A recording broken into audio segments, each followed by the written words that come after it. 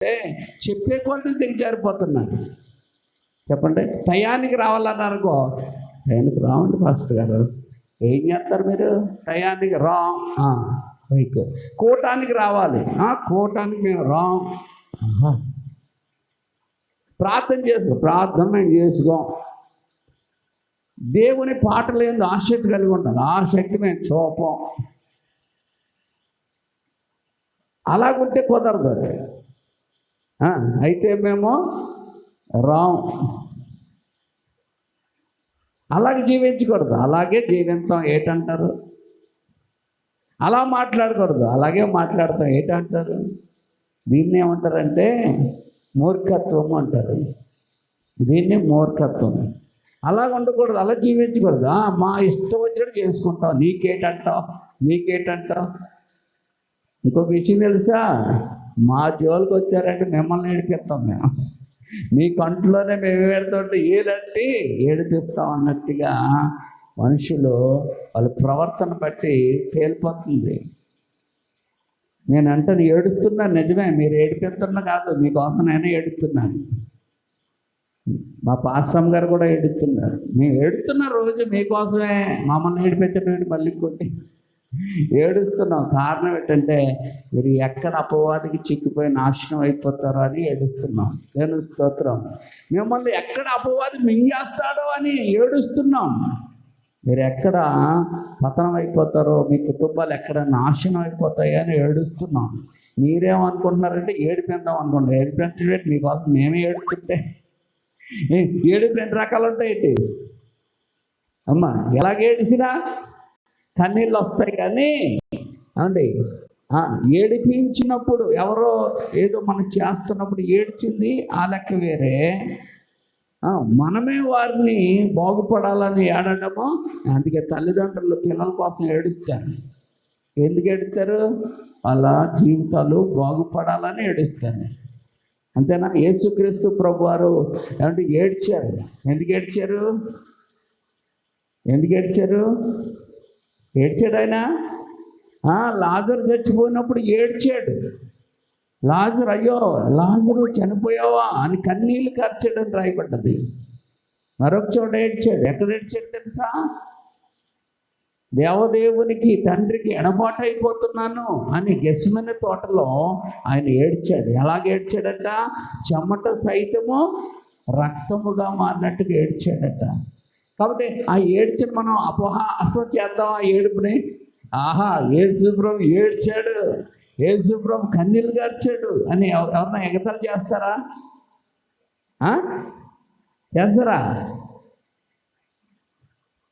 ఈరోజు ఏంటో మరి సంఘంలో సేవకుడు ఏడాలా, సేవకురాలు ఏడాలా, వీళ్ళని బాధ పెట్టాలా, వీళ్ళని మనం తొక్కేయాలా, వీళ్ళని లెక్క చేయకూడదు, వీళ్ళు ఏ పూట పెట్టినా వెళ్ళకూడదు, వీళ్ళు ఏ ప్రార్థనలు పెట్టినా పాలు పంచుకోకూడదు, వీళ్ళని ఏం చేయాలా? అవమానపరచాలా.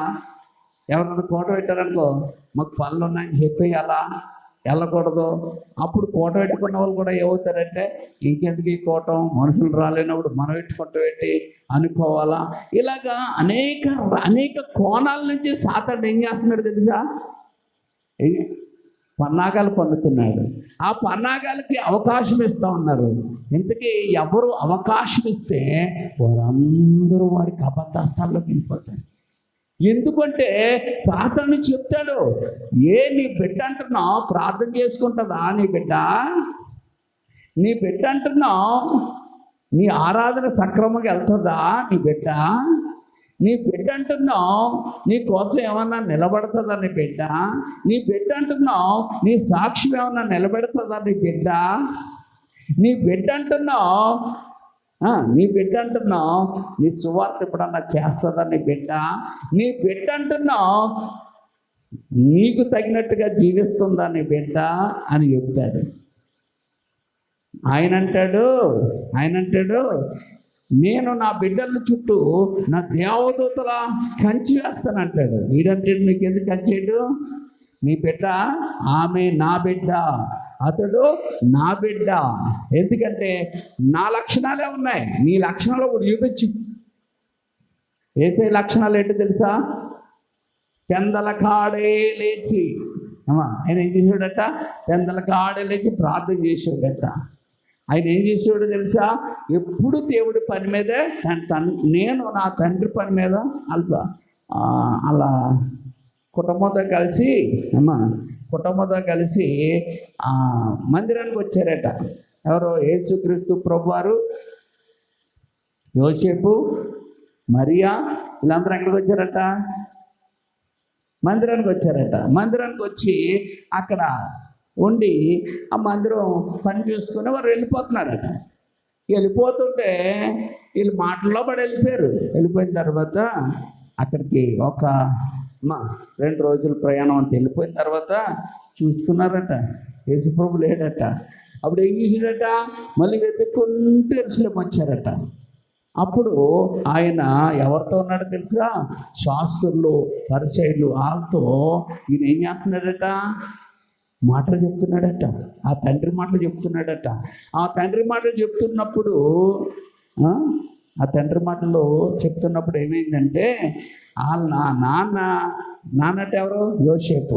యోసేపు మరియా వారి మాటలకు ఏమైపోయారట? ఏమైపోయారమ్మా? ఆశ్చర్యపోయారట. అయ్యో బాబోయ్, ఏంటి మాటలు, అయ్యి బాబు ఏంటి ఇది అని. అప్పుడు వాళ్ళ అమ్మ, ఏంటి బాబు నువ్వు ఎలా చేసావు, మేము ఎంత నెలకొన్నాం, ఎంత కంగారు పడ్డాము అంటే ఆయన చెప్తున్న మాట. అప్పటికి ఆయన సంవత్సరాలు ఏంటంటే 12 సంవత్సరాలు ఆయనకి. అప్పుడు ఆ 12 సంవత్సరాల వయసులో అంటాడు, నా తండ్రి పని మీద నేను ఉండాలని మీరు ఎరగరా అంటాడు. అంటే నేను ఎవరి పని మీద ఉండాలా? నా తండ్రి పని మీద ఉండాలి. ఇప్పుడు ఆయన రక్తం ఇచ్చి ప్రాణం పెట్టి దెబ్బలు తిని నీ పక్షంగా ఆయన సిలువలో మరణిస్తే ఏమంటే మన శాపాన్ని, మన పాపాన్ని ఆయన తీసుకొని ఆయన నీతిని, ఆయన పరిశుద్ధతను, ఆయన మంచితనాన్ని మనకిచ్చాడు. అందుకే మనలో మంచితనం ఉందా? మనలో నీతి ఉందా? ఉంది. మన మంచితనం మన మంచితనం అంతంత మటుకు మంచితనం మనది. పెడితే పెళ్ళి కోరతారు, లేకపోతే చావు కోరతారు. పెడితే మాబు గొప్ప పెట్టలేదు అనుకో, ఏళ్ళాడు చెడ్డాడు అంటే అది ఇది అంటారు. అంటే మన నీతి ఎలాంటిది అని చెప్తుందంటే బైబిల్ గ్రంథం మురికి కోట్లు అంట. ఏంటమ్మా? మన నీతి ఇప్పుడు బాగా నేను అలాంటి నిలబడ్డాడు అంటాం, అలాగే ఎలాగరాగానే మళ్ళీ వాళ్ళతో కలిసి వెళ్ళిపోతాం. అంటే మన నీతి స్టాండర్డ్ అయిన నీతి కాదు, కానీ దేవుడి నీతి ఏంటి చెప్పండి?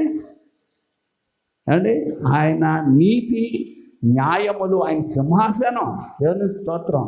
అందుకే నీతి తప్పేవాడు కాదు, న్యాయం తప్పేవాడు కాదు. అందుకే సర్వశక్తుడైన వాడు అన్యాయము చేయట ఏం చెప్పండి?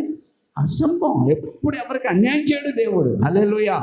కొంతమంది అంటూ ఉంటారు, అంటే అన్యాయం చేసేటంటే దేవుడు అన్యాయం చేసేటండి. అన్యాయం చేయడు. మరి చిన్నపిల్లడు చచ్చిపోయాడండి, అంతవరకు ఆయుష్ ఇచ్చాడాడికి. హల్లెలూయా. నీకు తెలియదు అమ్మాయి ఎంతవరకు ఇచ్చాడు? నీతో పందవిగము ఎంతవరకు ఇచ్చాడు? ఎంత? 10 దినాలు. చెప్పండి. నెల ఎంత ఇచ్చాడు? సంవత్సరం ఎంత ఇచ్చాడు? 10 సంవత్సరాలు ఎంత ఇచ్చాడు? 15 సంవత్సరాలు. అంతవరకే ఉంటాడు. అది నీకు తెలీదు. అందుకే ఎవరిని కూడా తోలనాడే మాటలు మాట్లాడద్దు. నువ్వు అది ఇది అని. ఎందుకంటే వాళ్ళ ఆయుష్ అంతవరకు ఉన్నా మనకు తెలియదు, మళ్ళీ కనబడరాదు మనకి. అందుకే మనుషులు ఉంటుండగానే మనుషుల్ని ప్రేమించుకోవాలి. హల్లెలూయా. ఎందుకంటే ఇప్పుడు నేనున్నాను, నా ఆయుష్ అనుకుందాం, నా ఆయుష్ వచ్చే వారంలో ముగిసిపోతుంది అనుకుందాం. అది నాకు తెలిస్తే నేను ఎలా ఉంటానో ఇక నుంచి వాక్యం చెప్తాను మీకు. అది మర్మము. అదేంటమ్మా? మర్మం. కాబట్టి నేను ఎప్పుడు వెళ్తానో నాకు తెలియదు. అయితే నేను సిద్ధంగా ఉండడానికి ఇష్టపడుతున్నాను. అయితే నేను చనిపోతే దేవుడు మిమ్మల్ని అనాథలు వదులుతాడా? కాదు, ఒక ఆయన నియమెడతాడు మీకు. దేవుని స్తోత్రం. నేను వెళ్ళిపోగానే మీకు ఒక వ్యక్తిని ఇక్కడ మీకు ఏం చేస్తాడు? అపాయింట్ చేసి నన్ను తీసుకుంటాడు. దేవుని స్తోత్రం. హల్లెలూయా. మేము ముగ్గురు, మా కుటుంబంలో 3 మగవాళ్ళు 3 ఆడవాళ్ళు. మాకు పెద్ద ఎవరంటే మా అక్కగారు, తర్వాత ఇంకొక అన్నయ్య ఉన్నాడు. ఆయన చాలా తెలివైనడంట. ఆయన చాలా తెలివైనడంట. ఆయన చిన్నప్పుడే చాలా తెలివైనడు. ఆ చిన్నతనంలోనే ఆయన ఒక అనారోగ్యం చేసి చనిపోయాడు. అయితే ఎందుకు ఇలా చేసావు దేవుడా, ఎందుకు ఇలా చేసావు అని మా అమ్మ చచ్చిపోయిందా, మా నాన్న చచ్చిపోయాడా, ఇంకెవరన్నా చచ్చిపోయారా? ఎందుకు చచ్చిపోలేదు చెప్పండి అమ్మా. ప్రేమ లేదా? మరి ఎందుకు చచ్చిపోలేదు అంటే ప్రతి ఒక్కరూ మనం వెళ్ళిపోయేవలసిన వాళ్ళమే. అది వరస ఏంటండి. ఎవరికి ఏమండి ఆయుష్ అయిపోతుందో అది ఒక మర్మం. ఏది అప్పుడు అందుకే కొంతమందికి తండ్రి ఉండడు. ఒకరికి తండ్రి ఉంటే ఒకళ్ళు తల్లి ఉండరు, ఒకళ్ళు తల్లి ఉంటే ఒకరికి తండ్రి ఉండదు. ఉంటారా? ఎందుకు చచ్చిపోయారు? వయసు ఇంకా అయిపోలేదు కదండి. వయసుతో సంబంధం కాదు మరణానికి. బాగా జ్ఞాపకం చేసుకోండి. మరణం దేనితో సంబంధం అమ్మా? మరణం దేనితో సంబంధం? వయసుతో సంబంధం కాదు. మరి మరణం దేనితో సంబంధం అంటే దేవుని యొక్క ప్రణాళికలో భాగము. అందుకే ఆయుష్ అయిపోయిన ఆయుష్ను ఇవ్వగలిగింది ఎవరంటే దేవుడు. ఆయుష్ అవ్వకపోయినా తీసుకుపోయేది ఎవరంటే దేవుడే. ఇదేంట ఆయుష్ అవ్వలేదు ఒకడికి. ఎవరికి అవ్వలేదు? నాబాలు అన్నవాడికి అవ్వలేదు. ఆయుష్ అవ్వలేదు. ఆడికి దిట్టంగా ఉన్నాడు, బలంగా ఉన్నాడు. దేవుడు ఆయుష్ ఇచ్చాడు ఆడికి. కానీ ఆడు ఏం చేసాడు తెలుసా మీకు? ఆడేం చేసాడు తెలుసా? ఆడిలో ఎక్కడా కూడా ఏం లేదంటే కృతజ్ఞత లేదు. ఏం లేదు? కృతజ్ఞత భావం లేదు. సహాయం చేసే భావం లేదు. మేలు చేసే భావం లేదు. ఒకడు బాధను అర్థం చేసుకునే స్థితి అడిగి లేదు. కొంతమంది ఇలాంటి వాళ్ళు ఉంటారు. ఎవరు బాధను అర్థం చేసుకోరు, సహాయం చెయ్యరు, మేలు చెయ్యరు, పైగా దూషణ చేస్తారు. ఏం చేస్తారమ్మా? వాళ్ళు అలాంటోడండి, ఎలాంటోడండి, వీళ్ళు అలాగా లేనిపోని ఎడతారు. ఎందుకు ఎడతారు తెలుసా? పెట్టబడుతుందని. అమ్మ ఏదైనా పెట్టవలసి వస్తుందని ఏం చేస్తూ ఉంటారు చెప్పండి? వాళ్ళ మీద అపవాదులు మోపుతూ ఉంటారు. అలాగే మోపాడు ఈ నాబాలు అన్నవాడు. దావీదు అంత మంచోడండి. మంచోడా చెడ్డాడా? దావీదు చాలా మంచోడు. మరి అంత మంచోడు అడవిలో ఎందుకున్నాడు? అంత మంచోడు అరణ్యంలో ఎందుకున్నారు? అసలు దావీదు ఎవరో తెలుసా మీకు? చెప్పండి అమ్మా. రాజు అయిపోయాడు. అప్పటికే రాజు అయిపోయాడు. ఈ రాజు అయిపోయిన వాడు రాజమందిరంలో లేకుండా ఎక్కడున్నాడు? అరణ్యంలో ఉన్నాడు. ఎందుకున్నాడు అరణ్యంలో? అమ్మ ఎందుకున్నారు? మాంగారు చెప్పుదాం చూస్తున్నాడు. పిల్లనిచ్చిన మాంగారు. అమ్మ పిల్లనిచ్చిన మాంగారు ఎవరైనా చెప్తారా? నిలబెట్టడానికి చూస్తారు. ఎవరు? అల్లుడిని ఏం చేయాలా? అల్లుడిని నిలబెడితే ఎందుకు అల్లుడిని నిలబెట్టాలనుకుంటాడంటే కూతురు బాగుంటుందని కదా. దేవుని స్తోత్రం. అంటే అల్లుడిని నిలబెడితే అల్లుడు మంచిగా పని చేసుకొని అన్నిటిలో ముందుగా బలంగా ఉన్నాడు అనుకోండి, ఎవరు బాగుంటారు? కూతురు కాపురం బాగుంటుందని. కానీ ఇక్కడ అల్లుడు ఏం చేస్తాడు? ఇక్కడ మాంగారు ఏం చేస్తాడు తెలుసా? ఇక్కడ మాంగారు ఏం చేస్తున్నాడంటే అల్లుడిని చంపేయాలనుకుంటున్నాడు. ఎందుకు అల్లుడిని చంపాలనుకుంటున్నాడు? అక్కడ కూడా ఏంటంటే అందుకే నీకు రాని గౌరవం నీ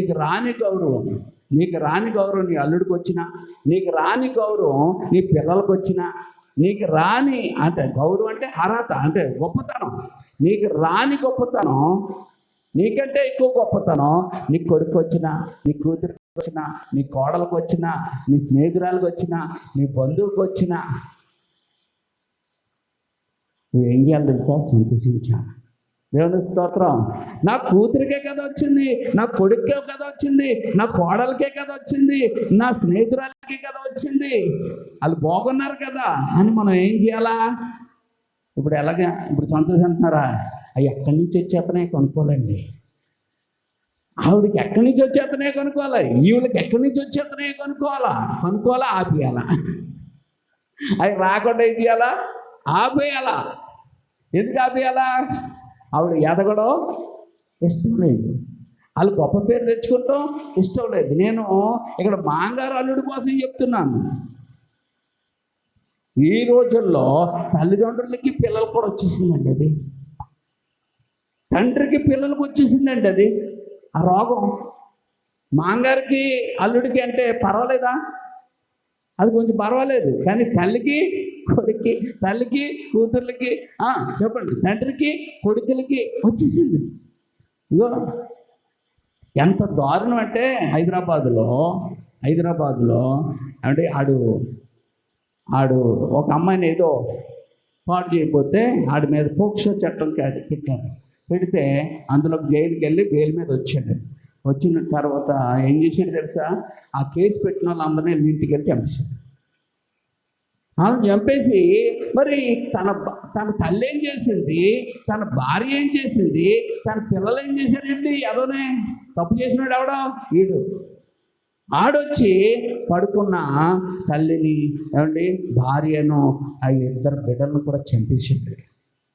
వాళ్ళ పేపర్లో అదే న్యూస్. వాళ్ళు ఏం చేశారు? వాళ్ళు అన్యం పుణ్యం ఎరగలేని వాళ్ళు ఏం చేశారు? ఎదరికి చూసారా? అంటే చంపేటి పెట్టండి. తండ్రి అంటే ఎవరు? పిల్లల్ని కాపాడేవాడు, పిల్లల్ని పోషించేవాడు, పిల్లల్ని జాగ్రత్తగా చూసుకునేవాడు, ప్రేమించేవాడు, భుజాల మీద ఎత్తుకునేవాడు. నేనున్నాను రా నీకు అబ్బాయి, ఎవరు నిన్నేమన్నా నేనున్నా అని ఒక హీరో. పిల్లలకి తండ్రి ఎవరండి? మీకు అందరికి హీరోలు తెలిసి ఆ సినిమా వాళ్ళు. ఆడు మీకు ఎక్కడో చేయడం, మొక్కలు చూడడం, ఆడు మీకు హీరో అండి. అందుకే రియల్ హీరో ఎవరంటే భార్యకి రియల్ హీరో భర్త, భర్తకి రియల్ హీరోయిన్ భార్య. దేవుని స్తోత్రం. హల్లెలూయా. అంటే పిల్లలకి రియల్, చెప్పండి, రియల్ హీరో ఎవరో? ఫాదర్. దేవుని స్తోత్రం. నాయకుడు, ఒక మాటలో చెప్పాలంటే రాజు. రాణి ఎవరంటే మీ అమ్మాయి. హల్లెలూయా. ఇలాగ ఎప్పుడైతే మైండ్లో ఫిక్స్ అవుతుందో ఆ కుటుంబం ఎంత బాగుంటుందో. అంటే ఆడేం చేస్తాడు అనుకున్న వాళ్ళు పిల్లలు వీళ్ళు నన్ను చూస్తారంటే పెద్ద అయితే అన్నవాడు తండ్రి. వీళ్ళకి నేను సేవ చేయాలా, వీళ్ళకి నేనెందుకు చేయాలి అన్న తల్లి. ఈవిడ నేనెందుకు చూడాలి, పెద్ద అయితే అసలు చూడాలి అన్న పిల్లలు. ఏంటయ్యి అయ్యేం సంబంధాలు, అయ్యేం పద్ధతులు, అంటే అవన్నీ పోవాలా. దేవుని స్తోత్రం. అందుకే నేను చెప్తున్నాను, వాక్యం విని లోబడే వాళ్ళు ఖచ్చితంగా ఆశీర్వదించబడతారు. ఎందుకంటే వాక్యము నా మేలును కోరుకుంటుంది. అమ్మా, వాక్యం చేస్తుంది నా మేలును కోరుకుంటుంది. మనుషులు తేడాలు ఉంటారు మనుషుల్లో, కానీ దేవుని వాక్యం తేడా ఉండదు. హల్లెలూయా. అందుకే భక్తుడు అంటాడు, మేలు చేయక నీవు ఉండలేవయ్యా, ఆరాధించగా నేను ఉండలేనయ్యా.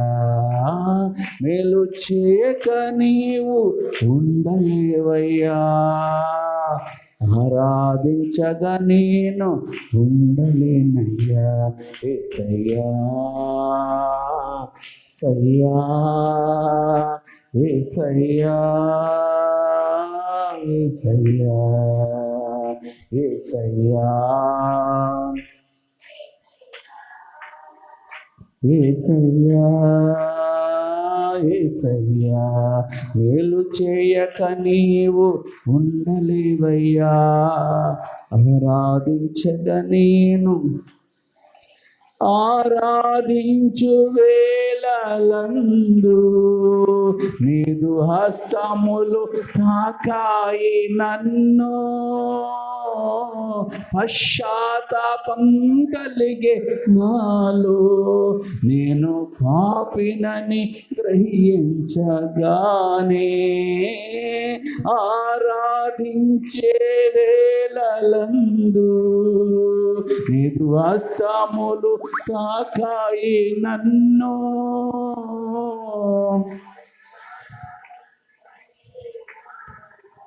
నేను పాపినని గ్రహించగానే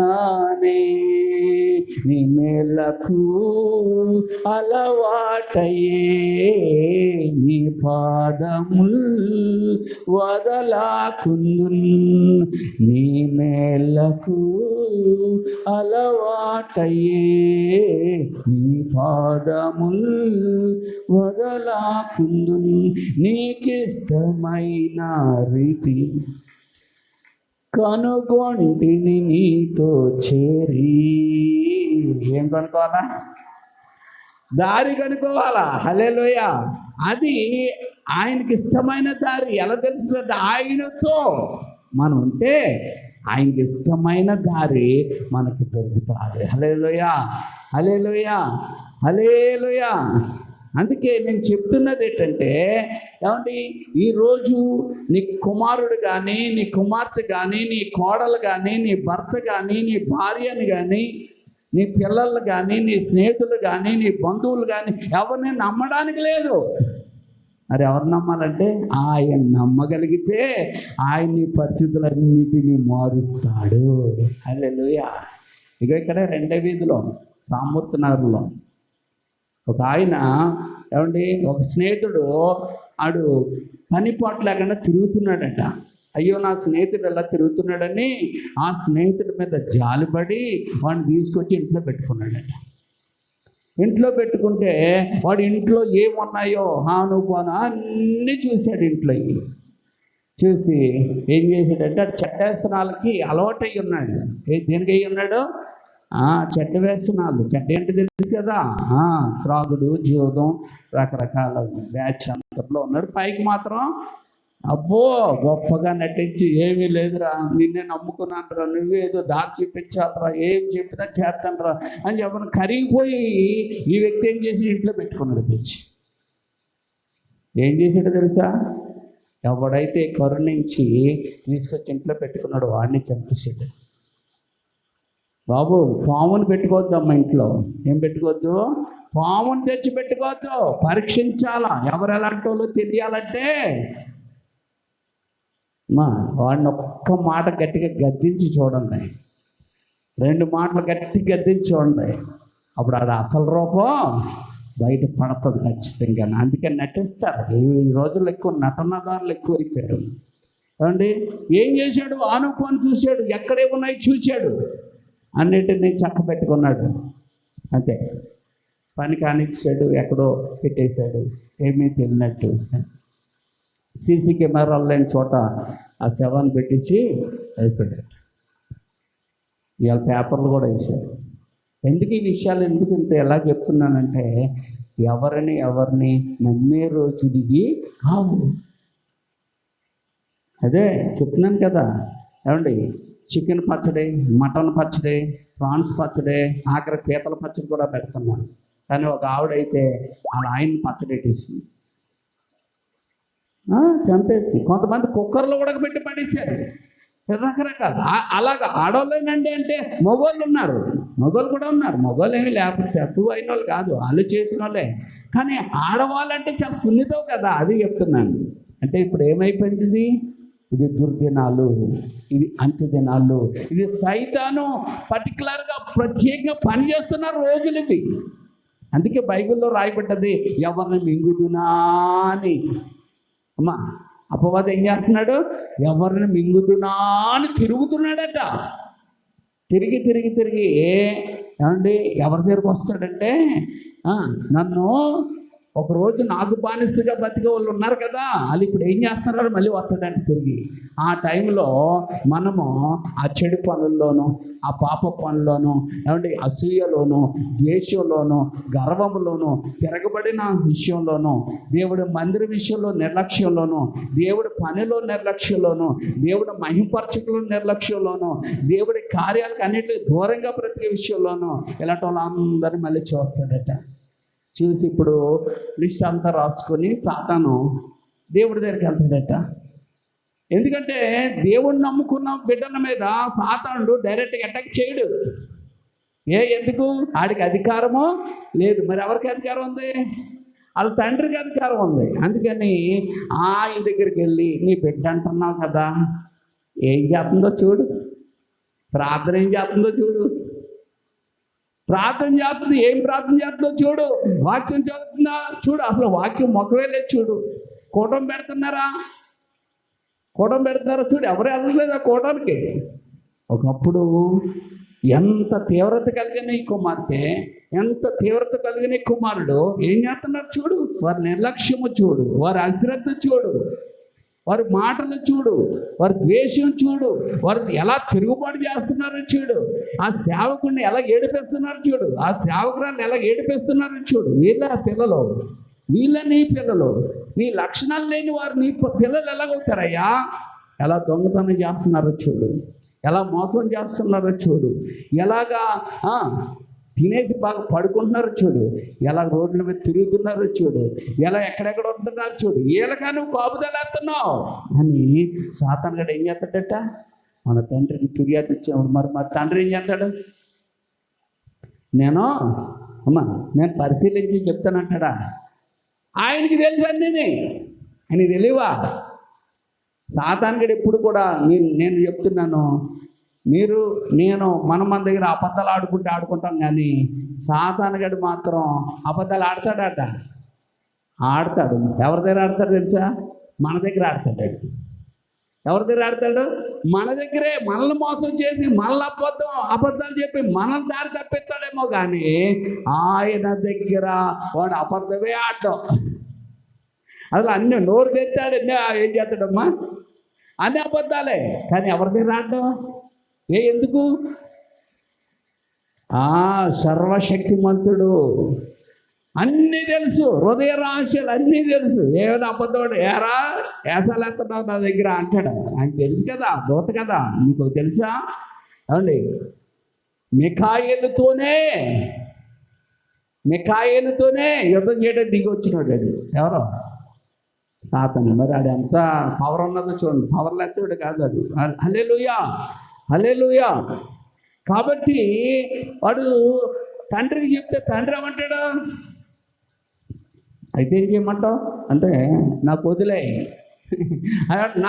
నేను చూసుకుంటానంటాడు. ఏమంటాడు? నాకు వదిలే అంటాడు. దేవుడు కంచె తీస్తే ఎలాగుంటుంది చూడండి. యోబు జీవితం ఎలాగుంది? పరీక్ష కోసం తీశాడు. ఇంకా మనకెందుకు తీసినట్టు? ఇక నా కొడుకు కాదు వీడు, ఇక నా కూతురు కాదు. ఎందుకంటే ఎన్నోసార్లు నా సేవకుడు నిలబెట్టి నేను మాట్లాడమన్నది మాట్లాడితే వీళ్ళు నవ్వుకుంటున్నారు, నేను మాట్లాడమన్నది నేను సరి చేయడానికి మాట్లాడితే వాళ్ళు నవ్వుకుంటున్నారు, ఇలా ఉండకూడదంటే అలాగుంటున్నారు, ఇలా చేయకూడదంటే అలా చేస్తున్నారు, ఇలా ప్రవర్తించకూడదంటే ఇలా ప్రవర్తిస్తున్నారు, ఇలా ప్రార్థన చేయకూడదంటే అలాగే ప్రార్థన చేస్తున్నారు, ఇలా బ్రతకూడదంటే అలాగే బ్రతుకుతున్నారని చెప్పండి. ఆయన అనుకుని, అందుకే వాక్యం ఇది నాది కాదు. మీకు ఒక విషయం తెలుసా? వాక్యాన్ని నేను ఏం చేస్తానంటే ధ్యానం చేస్తాను. రాత్రి అంతా మరి బైబిల్ పట్టుకొని రాత్రి ధ్యానం చేస్తున్నాను. కూర్చొని అలా ఏం చెప్పాలి ప్రభా, ఏం చెప్పాలో చాలాసార్లు ఉన్నాను. అంటే అన్నీ తిరగేస్తూ ఉంటాను అన్నమాట. ఇటు బైబిల్ చదువుతూ ఉంటాను, అటు సెల్ చదువుతూ ఉంటాను. అంటే ఏమన్నా నాకు అనిపించి దేవుడికి చెప్పాలి అన్నాడు అని బైబిల్ అంతా తిరిగేసి ఆ తర్వాత సెల కూడా పట్టుకున్నాను. అందులో ఏమీ చెప్పలేదు దేవుడు. పాస్టర్ గారు కన్నా దేవుడు ఏం చెప్పలేదు, పడుకుని పోదామని పడుకుని పోయాను. ఉదయం లేచిన తర్వాత అండి నేను బైబిల్ చదువుతున్నప్పుడు దేవుడు ఒక వాక్యాన్ని చూపించి, ఈ వాక్యం ఇది చెప్పు, ఈ వాక్యం ఇది చెప్పు అని నాకు చూపించాను. అవి తీసుకున్నాను, వచ్చాను. అంతే. చూసారా? అంటే వాక్యం చెప్పడానికి కూడా ప్రిపరేషన్ అయిపోగానే వచ్చేది ఒకసారి. దాన్ని ఏమంటాడు? వెయిట్ అంటూ ఉంటాడు దేవుడు. హల్లెలూయా. అందుకే ఈ వాక్యము మీకు బలం ఇవ్వాలి, శక్తినివ్వాలి. ఇది న్యూట్రన్ ఫుడ్ అనమాట. అంటే మీకు మంచి శక్తి బలం అంతేకాదు మీకు మాంసం కూడా దొరుకుతుంది. ఈ అన్ని ఫుడ్ తిన్నా కూడా మనుషులు ఏమైపోతున్నారంటే బలహీనంగా ఇలాగ పడిపోతున్నారు. అవి తిన్నా కూడా ఇలాగైపోతున్నారు. నాకే డౌట్ వచ్చింది. కొంతమంది బలహీనమై పడిపోతున్నారు, కొంతమంది పాకుతున్నారు, కొంతమంది అండి తప్పడడుగులు వేసుకున్నట్టుగా వస్తున్నారు. అంటే ఎలాగైపోయిందంటే చంద్రవందరంగా అయిపోయింది. కుటుంబంలో భయంకరమైన గొప్ప ఎప్పుడో తెలుసా? పిల్లలకి వాళ్ళకి అనారోగ్యం కలిగినప్పుడు ఇంటిలో ఇంకా ప్రశాంతత ఉండదు. పిల్లలు లైన్గా ఇద్దరు ముగ్గురు ఉన్నారనుకో, లేకపోతే ఉన్నారనుకో, వాళ్ళకి జ్వరమో, వాళ్ళకి దగ్గు, లేకపోతే వాళ్ళకి నీరసమో, వాళ్ళకి భయంకరమైన ఏడుపు, ఎందుకు ఏడుతున్నారో తెలీదు, లేకపోతే వాళ్ళకి ఏదో గాయం తగిలినప్పుడు ఇంకా తల్లిదండ్రులకి ఏడాలని ఎవరు చెప్పక్కర్లేదు, ఆటోమేటిక్గా ఏడ్చేస్తుంటారు. ఆ పక్కెళ్ళి ఏడ్చే ఒకళ్ళు, ఎదురుకుంటే ఏడ్చే వాళ్ళు రకరకాలు ఏడుస్తూ ఉంటారు. ఏమండి వీళ్ళు ఏడట్లేదంటే మొక్కలు చూసి ఏం చెప్పక్కర్లేదు మీరు.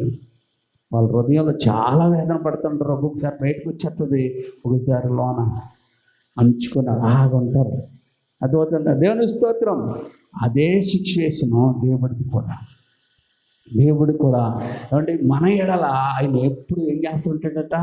ఏమంటే ఆయన చెప్పిన మాట వినకుండా మనము బాధపడి నష్టపోతూ వ్యాధన పడుతూ దుఃఖం చెందుతూ లేకపోతే ఆ రోగముతో మనం మొత్తపెడుతున్నప్పుడు దేవుడు చాలా ఏడుస్తాడట.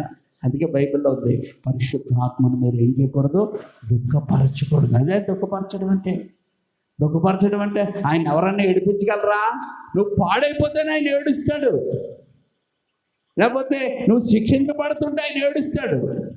పిల్లలు శిక్షించబడుతుంటే మరి ఆయన ఎందుకు కాపాడు? నువ్వు అది చేసావు, నువ్వు ఆ తప్పు చేసావు, ఆ పాపం చేసావు, ఆ ద్రోహం చేసావు, దానికి శిక్ష అనిపించాలా? అదే కదా మన ఆత్మ అని చెప్పుకుంటాను. నువ్వేమెత్తితే అదే మరి కోసింది నువ్వు అనుభవించకపోతే లోకం తీరు మారిపోతుంది. అందుకే ఎవరు చేసుకున్న కర్మ అంటారు. ఏంటంటే కర్మ అంటే పని. కర్మ అంటే నువ్వు చేసిన పని అది మంచి చేసావనుకో నీకు మంచి వస్తుంది. ఏమండి ఇతరులను కుటుంబాలను కూల్చేయాలని నువ్వు వెళ్ళావనుకో, నాశనం చేయాలని నువ్వు వెళ్ళావనుకో, రేపు పొద్దున్న నీ పిల్లల కుటుంబం నాశనం అయిపోతుంది. ఇతరుల కుటుంబాన్ని ఎడదీయాలని నువ్వు వెళ్ళావనుకో, రేపు పొద్దున్న నీ పిల్లలు నీ కుటుంబము విడిపోతారు. అంటే ఏంటంటే అదంటే దాన్ని కర్మ అంటారు. కర్మ ఎవరిని విడిచిపెట్టదు. ఒకసారి నేను చూచాను, ఒక కుక్క ఆవుని కరిసేస్తుంది. కుక్క ఏం చేస్తుందమ్మా? ఆవుని కరిసేస్తుంది. కరిసేసినప్పుడు అది చూసిన ఒక ఆయన కర్ర పట్టుకుని వెళ్ళి ఏం చేసాడంటే దాన్ని కొట్టేశాడు. దాన్ని ఏం చేశాడు? టప్ప 4 దెబ్బలు వేసేటప్పుడు పడిపోయింది. అది చూసిన ఒక ఇద్దరు వచ్చినప్పుడు ఒకరు అన్నాడు, ఆ కుక్కను ఎందుకు కొట్టావని ఆయన కొట్టడానికి రెడీ అయ్యాడు. ఎవరిని కొట్టడానికి? ఆవుని కరుస్తుంటే ఈ వ్యక్తి ఆ ఆవుని రక్షించడానికి కొట్టాడు. అది పడిపోయింది. ఆ కొట్టినందుకు ఆడొచ్చి ఏమంటాడు, ఆ కుక్కను ఎందుకు కొట్టావని ఆడేం చేస్తున్నాడు, ఈ వ్యక్తిని కొడతా ఉన్నాడు. కొట్టడానికి సిద్ధమైపోయాడు. చెయ్యి ఎత్తి మీదకి వచ్చేసాడు. వెంటనే ఆ కుక్క లేచి ఈయన్ని పట్టేసి శుభ్రంగా ఒక తిప్పి పడేసింది. అది అవుతుంది మీకు. అంటే కర్మ అక్కడే తీరిపోయిపోయింది. అడిగి అక్కడే తీరిపోయిపోయింది. ఎవడికి చెప్తాడు ఇప్పుడు? అందుకే కర్మ ఎవరిని విడిచిపెట్టదు. అంటే బైబిల్ ప్రకారము ఎవరు విత్తిన విత్తనము, ఎవరు ఏ పంటను విత్తితే ఆ పంటనే కోస్తావు. జాగ్రత్తగా ఉండండి. అందుకే ఎవరిని ఏడిపించడానికి ఇష్టపడకండి. చేతనైతే సహాయము చేయండి, చేతనైతే సహకారంగా నిలబడండి, చేతనైతే మంచి చేయడానికి ముందుండండి, చేతనైతే దేవుని పనిలో అన్నిట్లో ఆసక్తిగా ఉండండి. కానీ దేవుని పనిని పాడు చెయ్యద్దు. దేవుని స్తోత్రం. దేవుని పనిలో వాడబడండి. అది ఎవరి పని? తండ్రి పని. తండ్రి పనిలో మీరు వాడబడండి. ఎవరన్నా కూడా పెట్టుకున్నారనుకో, ఆలెట్టుకున్నారో నాకు అన్నట్టు అందరూ కలవండి. దాన్ని ఏమంటారంటే యూనిటీ అంటారు, దాన్నే సహవాసము అంటారు. ఏమంటారమ్మా? యూనిటీ, సహవాసం. ఎంతమంది ఉన్నామో అంతమంది. అందుకే మన సంఘం ఆరంభంలో చిన్న సంఘమే, ఎన్ని కోటాలు జరిగిపోయో. చిన్న సంఘమే, ఎంతమంది పిల్ల పీచు, ఆఖరికి పురుషులు అందరూ డ్యూటీలకు వెళ్ళినా ఏది వెళ్ళినా చివరిలో మాత్రం అందరూ అలా అక్కడ కనబడారు. సంఘం అంతా అక్కడ కనబడేది. అలాగే ఆ 22వ బ్లాక్ అపార్ట్మెంట్లో ఆ బిల్డింగ్ మీద జరిగిన కూటాలు ఇంకెక్కడ జరగవు, అన్ని కూటాలు.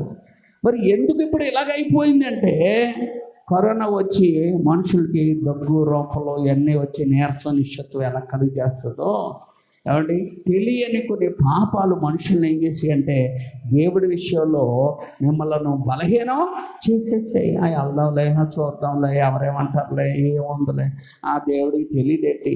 ఇప్పుడు దేవుడికే మళ్ళీ స్పీచ్, దేవుడికి తెలియదేంటి, దేవుడికి అదేంటి అని మనల్ని మనం ఏం చేసుకుంటున్నామంటే దేవుడికి దూరం చేసుకున్నట్లు ప్రవర్తిస్తున్నాం. నేను దేవుడి దగ్గర ప్రార్థన చేస్తున్నాను. మీరే కొంతమంది ఏమనుకున్నారు, పాస్టర్ గారిని ఏడిపించాలనుకుంటున్నారు. పాస్టర్ గారిని ఏడిపించడం మీకోసం నేనే ఏడుతున్నాను. దేవునికి స్తోత్రం, హల్లెలూయా. అంటే వీడియో తీసి పెట్టాలండి, మిమ్మల్ని చూసి ఎవరు ఏడుతున్నాం మేము. అందుకే తల్లిదండ్రులు పిల్లలు బాగోపోతే తల్లిదండ్రులు సంతోషంగా ఏమంటారు. పిల్లలు బాగోపోతే తల్లిదండ్రులు ఏడుస్తారు. ఒకవేళ ఎదుర్కొంటే ఆడకపోవచ్చు, చోటకి వెళ్ళినా వాళ్ళు ఏడుస్తారు. అందుకే నేను చెప్పేది ఏంటంటే, దేవుడు కూడా మనం చూసి ఏడుస్తాడు. అలాగే పాస్టర్ గారిని ఏమి ఏడిపించాలని అనుకోకర్లేదు, బాగోపోతే వాళ్ళు ఏడుస్తారు. దేవుని స్తోత్రం, హల్లెలూయా. అంటే ఎందుకు ఈ మాటలు చెప్తున్నానంటే, ఏమండి, దేవుడి దగ్గర నేను కనిపెట్టి ప్రార్థన చేసిన మీకు ఒక బలమైన న్యూట్రియం ఫుడ్ పెడుతున్నా, మాంసం పెడుతున్నా, మనకు సమయానికి రాలేకపోతున్నాం, కోటాల్లో పాలు పంచుకోలేకపోతున్నాం, సువార్త మనం చేయలేకపోతున్నాం, ఉపవాస ప్రాంతాల్లో పాలు పంచుకోకపోతున్నాం, ఎవరికి ఏదైనా చేయాలన్నా ముందుకు రావట్లేదు. అంటే ఇప్పుడు మనకి ఏమొచ్చిందంటే, అంటే ఒక మాటలో నడవలేకపోతున్నాడు, చూడలేకపోతున్నాడు, పరిగెట్టలేకపోతున్నాడు, తినలేకపోతున్నాడు, ఆడుకోవట్లేదు, ఇవన్నీ ఉన్నాయంటే పిల్లల్లో ఏంటమ్మా జబ్బు చేసింది. అలాగే మనకు కూడా ఏదో జబ్బు చేసేసింది. ఈ జబ్బు చేసేసిన మనము బాగానే ఉన్నాం అనుకుంటున్నాం. సాతానుడు ఆయన దగ్గర పర్మిషన్ తీసుకొని అటాక్ చేస్తాడు. అటాక్ చేసిన తర్వాత, అటాక్ తినేసిన తర్వాత అనుభవించవలసిందే కానీ వెంటనే మనం బాగవడం అనేది జరగదు. నాకు నా మాట చెప్తానండి, నా మాట మీకు చెప్తే బాగా అర్థం. నాకు ఓవర్ వెయిట్ ఎక్కువ, నా బాడీ ఓవర్ వెయిట్ అనమాట. అన్నకి ఏం చేసిందంటే ఫైల్స్ వచ్చింది. ఫైల్స్ అంటే అది అనుభవించినోడికి తెలుస్తుంది కానీ చెప్తే అంత బాగా అర్థం అవ్వదు. ఈ ఫైల్స్ ఏమైందంటే చాలా బాధ పెట్టేసి రక్తం పోతూ ఉంటుంది. ఏమైందమ్మా, రక్తం పోతూ ఉంటుంది, చాలా బాధ. ఇటు తల్లిదండ్రులు చెప్పుకోలేం, ఇటు ఎవరికీ చెప్పుకోలేం, ఎవరికీ చెప్పలేని బాధలు అవి. అంత బాగుండేది, బాత్రూమ్కి వెళ్ళాలంటే భయం వేసేది. అంత అలాగా ఉన్న పరిస్థితుల్లో ఒకసారి ప్రభు పాదాలు పట్టుకుని ఏడ్చేశాను. మనం ఎక్కడే బాగా ఏడ్చాలా, మనుషుల దగ్గర ఏడితే ఎటకరో ఎలగలో చేస్తారు. దేవుడు పాదాలు పట్టుకుని ఏడ్చేశాను. ప్రభు, ఈ బాధ నేను ఇంక భరించలేను, ఈ సమస్య నేను భరించలేనని కన్నీటితో ఏడ్చేసినప్పుడు కరుణామయుడైన దేవుడు ఏం చేశాడంటే, నువ్వు అంతగా ఏడుస్తున్నావు కదరా, నీ బాధను తీసేస్తానని తీసేసాడు. అంటే ఆ పిల్లకి ఏమైపోయిందంటే రాలిపోయింది, ఆ వ్యాధి నయమైపోయింది. నయమైపోయినప్పుడు వారు కృతజ్ఞత కలిగి ఉండాలా, కృతజ్ఞత కలిగి ఉండాలా, ఉండాలి కదమ్మా. కృతజ్ఞత కలిగి ఉండడం అంటే ఏంటి చెప్తున్నాను ఏమండి. అప్పుడు సేవ చేసే పరిస్థితుల్లో నేను వాక్యం చెప్పడానికి వెళ్ళాలా. వాక్యం చెప్పడానికి వెళ్తే కాండ్రకోట, పెద్దపురం దగ్గర కాండ్రకోట. ఈ కాండ్రకోట దగ్గర వాక్యం చెప్పడానికి వెళ్తే వాళ్ళు ఎలాంటి వాళ్ళు, వాళ్ళకి ఏం చెప్పినా పెద్ద అంటే పల్లెటూరు వాళ్ళకి ఎలాగైనా చెప్పచ్చు కదా అనుకొని నేను ఏం చేశానంటే ధ్యానించడం మానేశాను. చూడండి, ధ్యానించడం మానేసి ఆ టైంలో ఏదో వాక్యం చూసుకొని వెళ్ళిపోయేవాడిని. జక్కీ కోసం చెప్పేద్దాంలే, 5 రొట్టెలు 2 చేపల కోసం చెప్పేద్దాంలే, ఆ తర్వాత ఏంటి కాబట్టి ఇంకా తప్పు అనుకోబడి కోసం చెప్పేద్దాంలే, ఏదో చెప్పేద్దాం అనుకుని వెళ్ళిపోయి అక్కడ ఏదో తీసేసి చెప్పేసి వచ్చేవాడిని. అంటే దేవుడు ఎందుకు బాగు చేశాడు? ఆయన పని మంచి హుషారుగా చేస్తాను.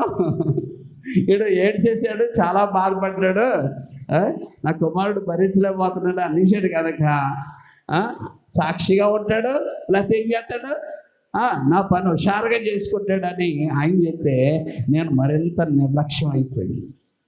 ఇక బైబిల్లో ఉంటుంది, యెహోవా కార్యములను అశ్రద్ధగా చేయవారు. ఏది చెప్పండి? ఈరోజు అశ్రద్ధ అనేది మనలో ఎంత వచ్చేసిందో మనకు తెలియదేంటి. అశ్రద్ధగా చేయవాడికి ఏమొస్తుంది అన్నాడు? శాపం వస్తుంది అన్నాడు. ఇప్పుడు నాకు ఏమవుతుంది? ప్రార్థన చేస్తున్నాను, ప్రభు ఆ ఆశీర్వాదం, ఈ ఆశీర్వాదం, ఈ చేయి అని చేస్తున్నాను. ఏమవుతుంది నాకు? ఏమవుతుందమ్మా? ఆశీర్వాదం వస్తుందా?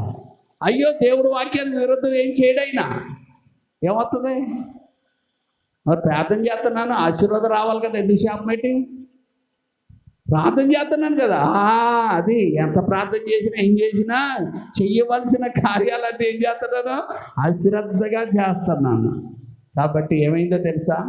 మళ్ళీ రిపీట్ అయిపోయింది, మళ్ళీ ఓపెన్ అయిపోయింది, మళ్ళీ గడ్డ వచ్చేసింది, గడ్డ రాలిపోయింది, గడ్డ మళ్ళీ మొలిచింది. అక్కడ మొలిచి అది పెద్ద అయిపోయింది. ఇంకా భరించలేను, మళ్ళీ పాదాలు దగ్గరికి వెళ్ళాను. ఎంత కదా మరి. మళ్ళీ అయితే పాదాలు, ప్రభువా ఇది సమస్య చాలా విపరీతంగా ఉంది నాయన, ఇది తట్టుకోలేను, చేయలేనంటే ఏం జవాబే రాలేదు. ఏమంటే ఎంత మనకి ఏమంటే మేలు చేశారనుకో, దాన్ని జ్ఞాపకం పెట్టుకోవాలి. జ్ఞాపకం పెట్టుకొని కనపడినప్పుడల్లా కృతజ్ఞత చెప్పాలి. అసలు మేలు చేసిన వాళ్ళు ఎలా పెట్టుకొని అలాగే పెట్టుకొని వెళ్ళిపోతున్నాము అనుకోండి, ఏమవుతుంది? వాళ్ళకి కోపం వస్తుంది కదా. తర్వాత మనకి బాధ వచ్చి మళ్ళీ వాళ్ళ దగ్గరికి వెళ్ళినప్పుడు ఏమవుతుంది చెప్పండి అమ్మా? వెంటనే అడగని ఇచ్చేస్తారా? ఏం చేస్తారు? వచ్చావా, సరే వెళ్ళు అంటారు, అంతే కదా. వెళ్ళు అంటారు, అంతే కదా. దేవుడు కూడా వెళ్ళు అన్నాడు నన్ను. నిజంగా దేవుడు ఒక వ్యక్తితో మాట్లాడినట్టు ఉంటుంది. మళ్ళీ వెళ్ళి ప్రార్థన చేశాను, మళ్ళీ ఏమీ జవాబు లేదు. మళ్ళీ వెళ్ళి అంటే వాక్యంలోంచో ఎవరైనా వ్యక్తి ద్వారానో మరొక మాట ఏదో ఒకటి రావాలి కదా మనకు మాట. అదే నేను చెప్తాను, ఏది రావట్లేదు. అంటే దేవుడు ఏం చేశాడు? నా మీద అలిగేశాడు. దేవుడు కూడా అలుగుతాడంటే అలగడం అంటే మౌనంగా ఉండిపోయాడు అంతే. దేవుని స్తోత్రం, హల్లెలూయా, హల్లెలూయా. అంటే కోపగించుకున్నాడు ఆయన. ఇప్పుడు ఆయన కోపగించుకున్నప్పుడు అప్పుడు మళ్ళీ బతిలాడు అడిగితే, అయితే నేను చేసిన ఉపకారం ఏంటో నీకు తెలియాలంటే నీకు ఆ ప్రశ్న పడితే నీకు తెలుస్తుంది అన్నాడమ్మా. ఆ ప్రశ్న పడితే నీకు తెలుసు. ఆ ప్రశ్న పడితే దేవుడు చేసిన ఆ అద్భుతం ఎంత గొప్పదో ఈ బుద్ధిహీనుడైన నాకు అర్థమైంది. హల్లెలూయా, హల్లెలూయా, హల్లెలూయా. ఎంత గొప్ప దేవుడు, ఎంత మంచి దేవుడా యేసయ్యా, నీరెంత మంచి. చింతలన్నీ తీరేనయ్యా నిన్ను చేరగా,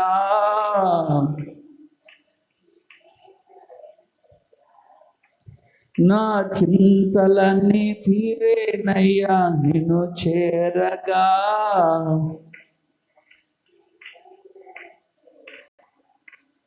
ఎంత మంచి దేవుడు యేసయ్య. చెప్పండి, పక్కలో తట్టి యేసయ్య మంచి దేవుడు అని చెప్పండి. దేవుని స్తోత్రం, హల్లెలూయా. యేసయ్య మంచి దేవుడు, హల్లెలూయా. ఎప్పుడై ఆయన కార్యాలు నిర్లక్ష్యంగా చేసినా ఆయన నన్ను ఏం చేయలేదు, విడిచిపెట్టలేదు. హల్లెలూయా. పిల్లలు ఎంత ఏది చేసినా తల్లిదండ్రులు ఎప్పుడు విడిచిపెట్టేస్తారా? విడిచిపెట్టేది ఇంకేంటండి. కాబట్టి తల్లి ప్రేమ గొప్పది, తండ్రి ప్రేమ గొప్పది. ఈ తల్లిదండ్రుల ప్రేమ కన్నా దేవుని ప్రేమ మరింత గొప్పది. హల్లెలూయా, హల్లెలూయా. అందుకే ముదిమి వచ్చే వరకు నీ తల్లిదండ్రులు ముసలిదాని అయిపోతే ఉంటారా? నువ్వు ముసలిదాని అయిపోతే నీ తల్లిదండ్రులు ఉంటారా? చెప్పండి అమ్మా. నువ్వు ముసలోడు అయిపోతే తల్లిదండ్రులు ఉంటారా? మా అమ్మ మా నాన్న ఉన్నారా? నాకు ముసలి వయసు అవుతుంది అంటే దగ్గరికి వెళ్తున్నాను ఏమండి, ఉన్నారా? ముసలి వయసు వచ్చిన వాళ్ళకి ఉంటారా? కానీ ఎవరుంటారు తెలుసా? దేవుడు అంటాడు. హల్లెలూయా. అందుకే ముదిమి వచ్చే వరకు నిన్ను ఎత్తుకునే దేవుడని అన్నాడు ఆయన. హల్లెలూయా. అంటే ముసలి దాని అయిపోయినా నీ తల్లిదండ్రులను ఎత్తుకుంటా కొండరు అని ఆయన ఎత్తుకుంటాడు. హల్లెలూయా. ఎవరు ఎత్తుకుంటారండి? దేవుడు ఎత్తుకుంటాడు. కాబట్టి నేను చెప్పేది, ప్రభువా వీళ్ళకి ప్రోటీను నువ్వు ఇచ్చిందే నేను వచ్చి పెడుతున్నాను. నువ్వు ఏది చెబితే చెప్పమంటే అది చెప్తున్నాను, కానీ వీళ్ళలో నిర్లక్ష్యం అయిపోయింది. శ్రద్ధ లేదు, ఉత్సాహం లేదు, నీ మీద ఆధారపడడం తగ్గిపోయింది, నీ మాటలు లెక్క చేయడం తగ్గిపోయింది. ఏంటి ప్రభా అంటే అప్పుడు చూపించాడు ఈ వాక్యం. అదే మీకు చెప్పేస్తున్నాను. చూడండి, యెషయా గ్రంథము 21వ అధ్యాయం 28వ వచనంలో అక్రమము చేయువారంటే ఎవరో తెలుసా? దేవుడు మాట లెక్క చేయలేని వాళ్ళు. ఎలా నడరంటే ఎలా నడిచిన వాళ్ళు, ఎలాగుండంటే అలాగ వెళ్ళిపోయిన వాళ్ళు, ఇలాగా జీవించంటే అలా జీవించలేని వాళ్ళు, ఇలా బ్రతకంటే అలా బ్రతకననేవాళ్ళు, ఇలా మాట్లాడంటే ఇలా మాట్లాడననేవాళ్ళు. అంటే దేవుడు ఏది చెబుతున్నాడో, వాక్యం ఏది చెబుతుందో దాన్ని ప్రకారం మేము చెయ్యం. ఈనేసి నేను చెయ్యం. ఏంటంటే మా ఇష్టం వచ్చినప్పుడు వెళ్తాం, ఏంటంటే మా ఇష్టం అంటే నిలబడతాం, ఏంటంటే మా ఇష్టం అయితే ఓడపడతాం, ఏంటంటే అంటే వ్యతిరేకత. దేవుడు ఒకటి చెప్తుంటే మనుషులు ఏంటంటే పాస్టర్ గారు అలాగే చెప్తారులేండి, ఏదో అలాగా అంతే. దేవుడు కాదు, పాస్టర్ అనుకోవద్దు. ఇది నాది కాదు, ఈ బుక్ నాది అనుకుంటున్నారా? నేను రాసుకొచ్చాను అనుకుంటున్నారా? దేవుని స్తోత్రం. ఈ బుక్ దేవుడిది. నిజంగా నీవు ఈ బుక్లో మాట్లాడుతున్న మాటలకు ఒకవేళ వ్యతిరేకంగా చేస్తే దేవుడు నీతోనే మాట్లాడుతున్నాడు. వ్యతిరేకంగా చేయట్లేదు, దేవుడు నీతో మాట్లాడట్లేదు. ఎవరితో మాట్లాడతాడు దేవుడు? వచ్చిన ప్రతి ఒక్కరితో మాట్లాడతాడు, ఏదో ఒకటి మాట్లాడతాడు. మాట్లాడకుండా ఎవరిని పంపడం. దేవుని స్తోత్రం. ఇది మాత్రం ఏమండి వారికి తెలుస్తుంది. హల్లెలూయా. ఇక్కడ ఎందుకంటే నా మాటే చెప్పుకున్నాను, అప్పుడు నేను ఎవరిని సేవకుడినే, కానీ నేను అప్పుడు అనుకున్న ప్రభా ఇంకెప్పుడు కూడా ఏం చేయను, నా ఇష్టం వచ్చినట్టు సేవ చేయను. అంటే దేవుడు నన్ను ఏం చేశాడు? ఒక ఆపరేషన్ ద్వారా నన్ను ఏం చేశాడు? సరిచేసాడు. దేవుని స్తోత్రం. నీవు నేను మనం సరిచేయడం అంటే కొంచెం కాలుతాడు. అందుకే కొంతమంది మా పాస్టర్ గారు ఇంటికి వెళ్ళి, అమ్మ ఫోటో జరుగుతుంది, రండమ్మా అంటే, మాకు పని ఉందండి, మాకు అది ఉందండి, మాకు ఇది ఉందండి, మాకు అలాగండి ఇలాగండి అని అందరూ అనుకుంటున్నారు. అది దేవుడు తన దూత ద్వారా నీకు ఏం చేస్తున్నాడు? కాలింగ్ ఇప్పిస్తున్నాడు. అలా నమ్మగలిగితే నువ్వేం చేస్తావంటే దేవుడికి ప్రయారిటీ ఇస్తావు. నీకు జబ్బు వస్తే, నీకు అనారోగ్యం వస్తే, నీకు సమస్య వస్తే నిన్ను చూడడానికి నీ భర్త సరిగ్గా పట్టించుకోడు, నీ భార్య సరిగ్గా పట్టించుకోదు, నీ తల్లిదండ్రులు సరిగ్గా పట్టించుకోరు. అంతకంటే గొప్పగా దేవుడు పట్టించుకోవాలనుకుంటున్నాడు. దేవుని స్తోత్రం. ఆ పట్టించుకున్న వాడికి వీళ్ళందరికంటే ఎక్కువ ఏమి ఇవ్వాలా? విలువ ఇవ్వాలా. ఒకసారి ఒక ఆవిడ యేసు ప్రభుని నమ్ముకుందంట. యేసు ప్రభుని నమ్ముకుందని వాళ్ళు భర్త అన్నాడట, యేసు ప్రభుని నమ్ముకుని నేను వదిలేస్తానే అన్నాడట. ఏమన్నాడా? నిన్ను వదిలేస్తానే అన్నాడట. ఎక్కడ? విలియమ్స్ గారి చర్చిలో ఆయనే చెప్పాడు. వదిలేస్తానే అన్నాడట. వదిలేస్తానంటే ఎందుకు వదిలేస్తాం? ఇన్నాళ్ళు గయ్యాలు దానిగా ఉండేదాన్ని, ఇన్నాళ్ళు నేను ఏం చేసి జుట్టు పట్టుకొని 4 వదిలేసి కింద తొక్కేసేదాన్ని నేను. ఇప్పుడు నీకేం చేస్తున్నాను? రాగానే చక్కటి భోజనం పెడుతున్నాను, చక్కటి వసతులు కల్పిస్తున్నాను, నువ్వు బయటికి వెళ్తుంటే మంచి స్త్రీ బట్టలు చేసేస్తున్నాను, నువ్వు తెచ్చిన డబ్బులన్నీ పొదుపు చేస్తున్నాను, ఇల్లంతా చక్క పెట్టుకున్నా, ఇల్లు ఎలా పడితే అలా ఉంటుంది, సినిమాలకి శిఖరానికి తిరిగేదాన్ని, ఇప్పుడు నేనేమో బుద్ధిగా ఉండి అన్ని చక్కగా చూసుకున్నాను, ఇంత మంచిదాన్ని అయినందుకు నన్ను వదిలేస్తావా అన్నదట. ఎంత మంచిదాన్ని అయినందుకు నన్ను వదిలేస్తావా నువ్వు అన్నదట. అప్పుడు అడుగు బల్బు. కొంతమందికి బల్బు ఎప్పుడు వెలుగుతుంది ఏమండి? బల్బు అప్పుడు వెళ్ళి ఆయన మరి అహం ఉంటుంది కదా వీడికి, ఆయన దేవుడు నువ్వు నమ్ముకోకూడదు అంతే అన్నాడట. అంటే అయితే నేను వదిలేస్తానని బాప్తిసం తీసుకున్నాంట. 2 రోజులు అటు ఇటు తిరిగారంట. జుట్టు అంతా పెరిగిపోయి, గడ్డం మాసిపోయి, బట్టలన్నీ మాసిపోయి అప్పుడో మెతుకులు ఎట్టలేదట. మళ్ళీ ఎక్కడికి వచ్చాడు? వారి దగ్గరికి వచ్చి భార్యని క్షమాపణ కోరుకొని ఆ ప్రభుని నమ్ముకున్న కుటుంబం అంతా రక్షించబడ్డది. నువ్వు దేవుడి పక్షంగా ఉంటే నువ్వు ఎప్పుడు నష్టపోవు. అది నేను చెప్తున్నాను. దేవుని స్తోత్రం. నువ్వు దేవుడి పక్షంగా ఉంటే ఎప్పుడు నష్టపోవు. నువ్వు దేవుడిని పక్కన పెట్టి మనుషుల పక్షంగా వెళ్ళావా, నీ జీవితం మొదట కొంచెం బాగున్నట్టు ఉంటుంది, కానీ ఇంకా అంత దౌర్భాగ్యమైన స్థితే ఉంటుంది.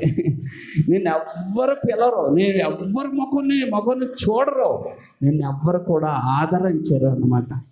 వాళ్ళని ఏమంటారంటే కుక్కలు చెప్పినా ఇస్తారంటే వాళ్ళని, వాళ్ళ జీవితం బాగోదు. అందుకే నేను ఎప్పుడైతే దేవుడిని అలాగ అడిగానో, దేవుడు అన్నాడు, ఒరే నువ్వేం చేస్తావు అంటే చాలా ప్రేమగా చాలా వేదనగా నువ్వు పడుతున్న వేదనతో చెప్పి వాళ్ళకి అన్నాడు. దేవుని స్తోత్రం. అందుకని నేను చాలా బాధగానే వేదనగా చెప్తున్నాను. దేవుడి పని అంటే ముందుండండి అంతే. దేవుని స్తోత్రం. దేవుడి కార్యక్రమం అంటే ఇది నా కార్యక్రమం చక్కబెట్టండి మీరే. హల్లెలూయా. ముందు ఎవరిని సంతోషపెట్టండి, దేవుని సంతోషపెట్టండి. సేవకుల్ని, పరిచర్ని, వచ్చిన ఒక విశ్వాసి ఎవరైనా బాధ అంటే వాళ్ళ దగ్గర మనం అందరం వెళ్దాం. ఒక కష్టం అంటే వారి కోసం ప్రార్థన చేద్దాం. ఒక కూటం అంటే నిలబడదాం. ఒక ప్రార్థన అంటే ఉందాం. ఒక ఉపవాస ప్రార్థన అంటే ఉందాం. ఒకవేళ మనకి ఈ రీతిగా వీలు పడట్లేదంటే ఇలా చక్క పెట్టుకుందాం అంటే అందరం కలిసి మాట్లాడుకుందాం. ఎలా చేస్తే బాగుంటుందో. హల్లెలూయా. ఇది ఏంటి? కుటుంబంలో ఒక వ్యక్తిగా వెళ్ళిపోవడానికి కాదు, మనందరం కలిసి మాట్లాడుకుందాం. ఎంత బాగుంటుందంటే కలిసి మాట్లాడుకుంటే. హల్లెలూయా. అలాంటిది పోయి ఎడమొక్క మగ ఇలాగా ప్రార్థన అయిపోగానే అలాగ వెళ్ళిపోదు. ఏదో ఇది టైం పాస్ అన్నట్టుగా మనం ఉండకూడదు. ఇది మన తండ్రితో గడుపుతున్న ఆరాధన స్థలం. హల్లెలూయా. హల్లెలూయా. మందిరం ఏంటండి? పాటలు రాసాం. ఇప్పుడు ఎన్ని పాటలు వచ్చాయి తెలుసా? అంటే నా గొప్పతనం కాదు. ఒక ఆయన నన్ను పాట రాయమన్నాడు. పాట రాయమంటే 4 మాటలు అందులో తీసుకు కాపీ కూడా రాశాను. దేవుడు నన్ను గద్దించాడు. నీకు పాట ఇవ్వలేనప్పుడు పాట రైట్ పెట్టి, నీకు పాటలు ఇవ్వలేదు, నీకు ఇవ్వలేనప్పుడు నువ్వు పాట రైట్ పెట్టి తప్పు కదా అలా చేసావు అని నన్ను మందలించాడు.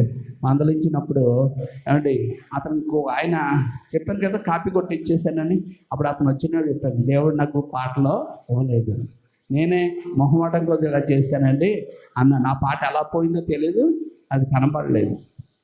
ఆ తర్వాత దేవా నీతో నేను గడుపుతానని గడుపుతూ వాక్య ధ్యానం చేస్తుంటే దేవుడు కల్వరి జ్వాల అనే పాట ఇచ్చాడు. ఏ పాట అండి? కల్వరి జ్వాల, అది మండే జ్వాల అనే ఒక పాట ఇచ్చాడు. దేవుని స్తోత్రం. ఆ తర్వాత నీవే కావాలి, నీవే నా తండ్రివి, నీవే నా కాపరివి అనే పాట. అప్పుడు బాధలో వేదంలో అక్కడ జరిగిన సంఘటన అంతా రాయించాడు అనమాట. అక్కడ మన అపార్ట్మెంట్ల దగ్గర కాకుండా నూకాలం మాన్యంలో సేవ చేసినప్పుడు అక్కడ మాకు ఎవరు చూసేవాళ్ళు ఉండేవారు కాదు, ఎవరో పెట్టేవాళ్ళు ఉండేవారు, ఎవరు పలకరించే వాళ్ళు ఉండేవారు కాదు. అక్కడ ఎవరో తెలుసా మాకు విశ్వాసులు? మాకు ఎంతమంది విశ్వాసులు తెలుసా? 2 విశ్వాసులు, 2 తల్లి కూతురు అనమాట. అప్పుడు రాసుకున్న పాట ఇది. దిక్కులేని నాకు దిక్కైతివి, దిక్సూచి అయి నన్ను నడిపించితివి. దిక్కులేని నాకు దిక్కైతివి, దిక్సూచి అయి నన్ను నడిపించితివి. అరణ్యయాత్రలో ఆహారమిచ్చితివి, అభివృద్ధి లేని చోట సమృద్ధినిచ్చి. అక్కడ అది అరణ్యం లాంటిది. అక్కడ తిండి ఉండేది కాదు, ఏముండేది కాదు. అక్కడ దేవుడు మాకు భోజనం పెట్టేవాడు. ఆవిడ అభివృద్ధి లేదు. ఎంతమంది ఉన్నారు అక్కడ? ఇద్దరు ఆవిడ. ఒక ఆవిడ దక్షిణ భాగం ఎంత ఇచ్చిందంటే 200 ఇచ్చింది. ఒక ఆవిడ దక్షిణ భాగం ఏమంటే 100 ఎంత ఇచ్చేది. అద్దె కట్టాలి. ఎంత? 700 800 అద్దెలో ఉంది. 800 అద్దె కట్టాలా. మరి 2 చిన్నపిల్లలు, వాళ్ళు పాలు కొనాలా ఏమండి, వాళ్ళ భోజనం ఇవన్నీ ఎక్కడి నుంచి వస్తాయి? వస్తాయా? వస్తాయి. దేవుని స్తోత్రం. ఆయన ఇస్తాడు. హల్లెలూయా. ఆయన పంపించాడు. నాకు మొక్కలైందో మొదలే కదా. నిజంగా మా ఇంట్లో ఎంత గొడవ అంటే నీసి అంటే చేపలన్నా ఉండాలా, మాంసం అన్న ఏదో ఒకటి ఉండాలి. నాకు చాలా ఇదనమాట. అలాగున్న టైంలో ఆ రోజు మా పాస్టమ్ గారు గుగ్గులు పొయ్యి మీద కొంచెం అన్నం వండారు. అన్నం వండితే అది గంజి అన్నం అంటే ఏం లేనప్పుడు ఏం చేస్తాం, పెరుగు కూడా లేదు. ఏం చేసాం, అందులో ఉప్పేసి చూడగానే నాకు ఒక్కసారే అంటే కోపం వచ్చింది. వెంటనే మళ్ళీ ప్రభు వైపు చూడగానే ఈ ఆహారం లేని వాళ్ళు ఎంతమంది ఉన్నారు, ఈ ఆహారం మాకు ఇచ్చినందుకు వందనాలయ్యా అని నేను కృతజ్ఞతాస్తుతులు చెల్లించుకొని చాలా ఇష్టంగా తిన్నాను. తింటే అంటే దేవుడు అదే చెప్తున్నాను, దేవుడు మనలను కొన్ని సమయంలో పరీక్షిస్తాడు. ఏం చేస్తాడు? నీ బుద్ధి ఏంటో, నీ ప్రవర్తన ఏంటో, నీ విషయం ఏంటో ఎప్పుడు ప్రవర్తిస్తాడు? నేను అన్నీ పర్ఫెక్ట్గా ఉన్నాను ప్రభా అంటున్నప్పుడు దేవుడు మనల్ని పరీక్షించడం మొదలెడతాడు. ఆ పరీక్షించినప్పుడు నేను ఎప్పుడైతే కోపం వచ్చింది వెంటనే అది తీసుకొని దేవుడి వైపు చూడగానే, అందుకంటున్నాను మన పరిస్థితుల వైపు చూసినప్పుడు కోపాలు వస్తాయి, పరిస్థితులు మార్చుకోవాలి. దేవుడి వైపు చూసినప్పుడు శాంతం వస్తుంది. ఏమొస్తుందమ్మా? లోబడే గుణం వస్తుంది.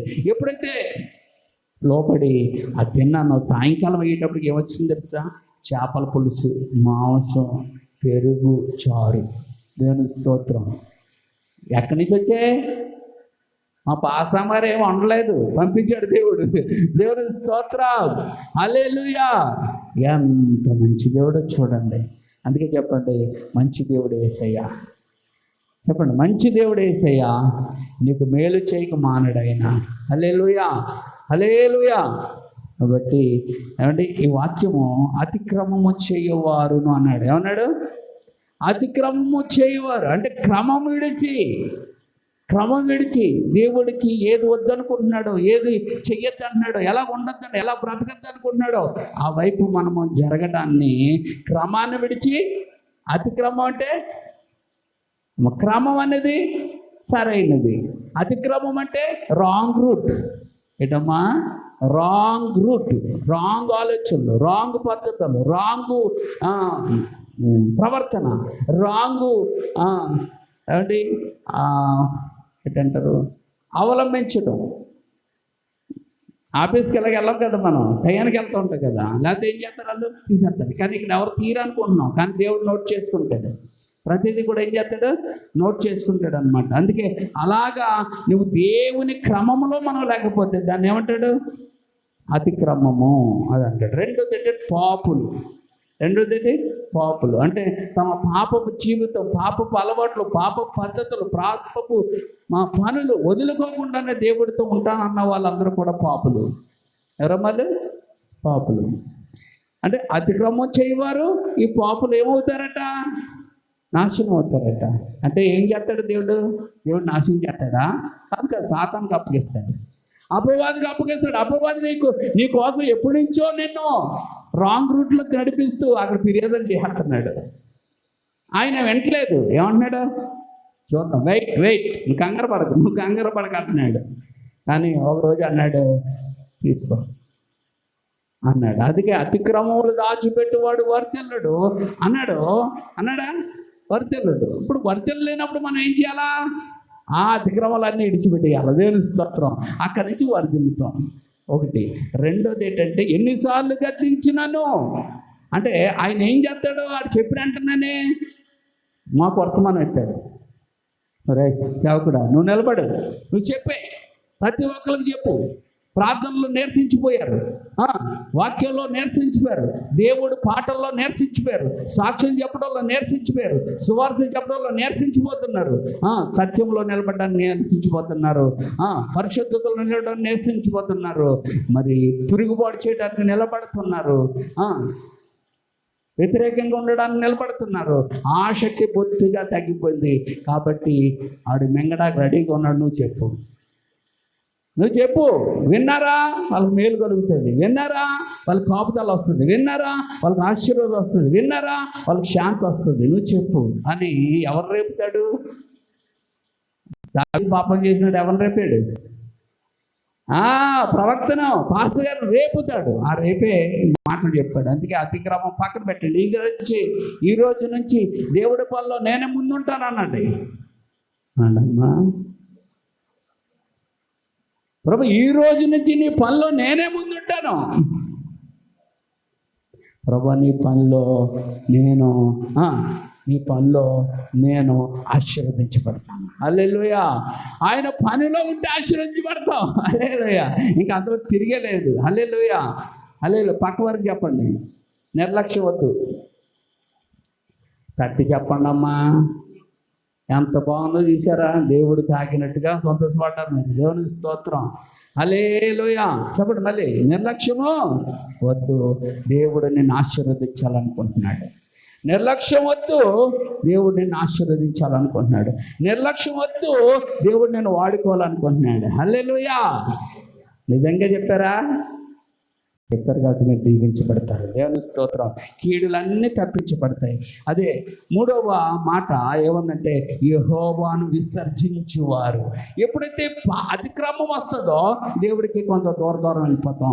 ఎప్పుడైతే పాపం వస్తుందో ఇంకా దూరం అవుతాం. మూడవదిగా చివరికి విడిచిపెట్టేస్తారు. ఏం చేస్తారు?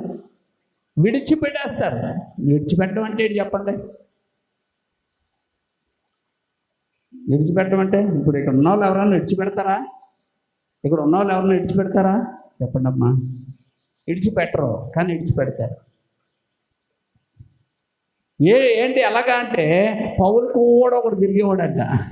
ఆయన పేరు ఏంటంటే దేమ. ఏంటమ్మా? దేమ. పౌలు అంతుడితో తిరిగి లోకంలో కలిసిపోయాడు వెళ్ళి. అంటే అవుతుంది అలాగా? అవుతుంది. అవకాశం ఇచ్చేస్తే. అందుకే లోకానికి నువ్వు అవకాశం ఇవ్వకూడదు. ఆత్మ సంబంధులు ఆత్మ విషయాల మీద మనసు పెట్టాలా?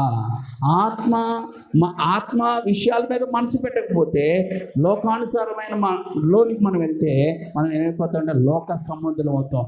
ఆత్మతో కలిసి మనం పనిచేస్తే ఆత్మ సంబంధులు, లోకంతో కలిసి పనిచేస్తే లోక సంబంధులు. అందుకే లోకానుసారమైన మనసు మరణాన్ని తీసుకొస్తుంది, ఆత్మానుసారమైన మనసు జీవమును తీసుకొస్తుంది. హల్లెలూయా.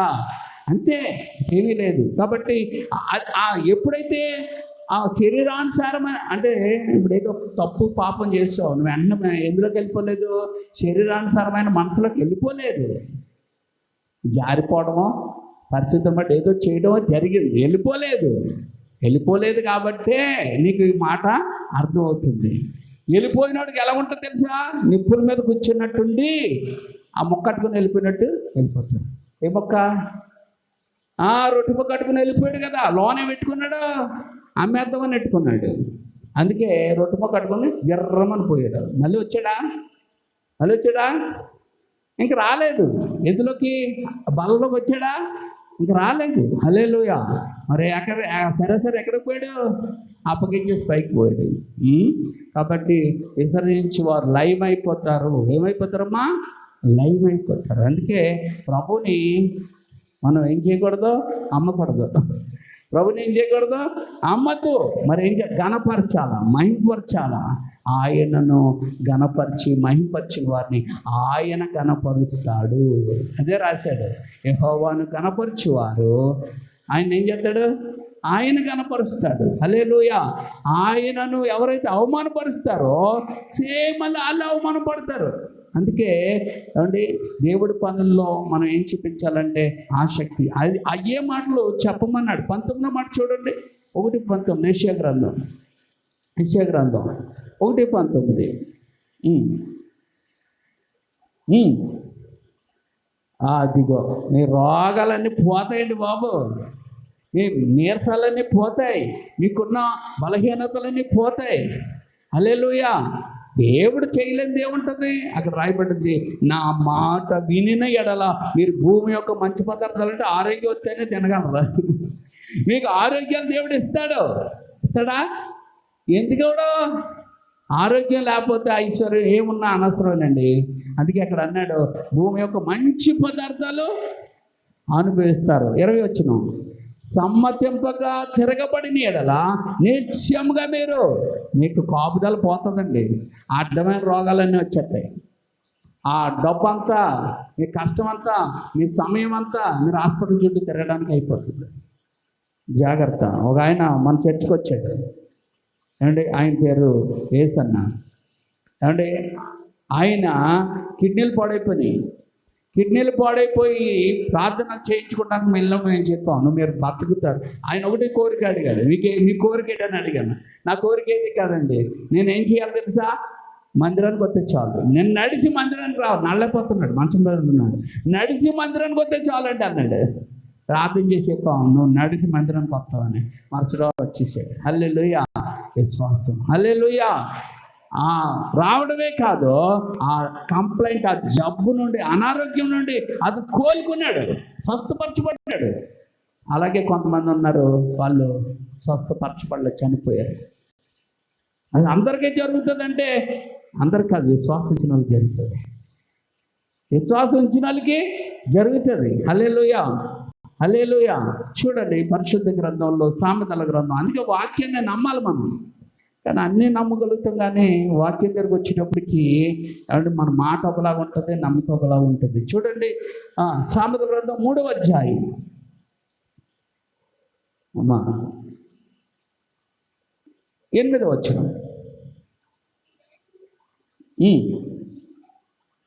ఎప్పుడు అది దేవుని స్తోత్రం. అప్పుడు